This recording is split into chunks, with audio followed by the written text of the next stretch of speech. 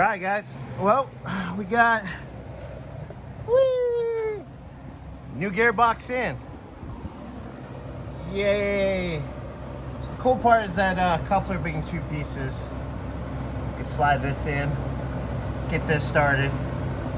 I'm gonna start working on getting the nut and washer for the pinion arm since we got a new one. Just somewhere over yonder. We're running out of parts to put on this car, which is a good thing. We're just waiting on some parts for the motor so we can actually. I'm almost losing fingers putting parts in. You don't need those fingers. Oh wait, you say you put. I'm alright. I can still work. Yeah, you got it. But yep, that's the quick little update there.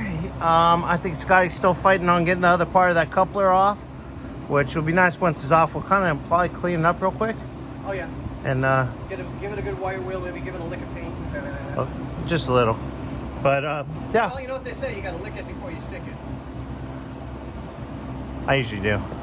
But anyways, yep, that's your quick update. Yeah, but the difference is with me, butt babies don't live.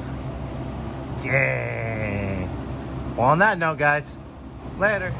All right, guys. Well, finally got the other piece of the coupler off. Took a little bit grinding, a little pounding. Ooh, you like grinding and pounding though. Yeah. So I'm gonna clean it up with the wire wheel real quick. Give it a quick little spritz and let it dry. And then I gotta loosen up, unfortunately, the gearbox. Look, it decided to fall on the shelf for work. I was under Tom's wagon for 3 hours. Trying not to die. Taking a nap. Oh, Mark getting a gas back. Oh, that's why you smell. No, that's just your upper lip. Anyways, I gotta loosen up the gearbox because we realized there's not enough room between the input of the shaft and the output. Yeah. Anyways, the gearbox and the steering column. So I just gonna loosen up these bolts, kind of moving around. We'll get it on with that new piece. All right, guys. Well, I'll have an update here in a few.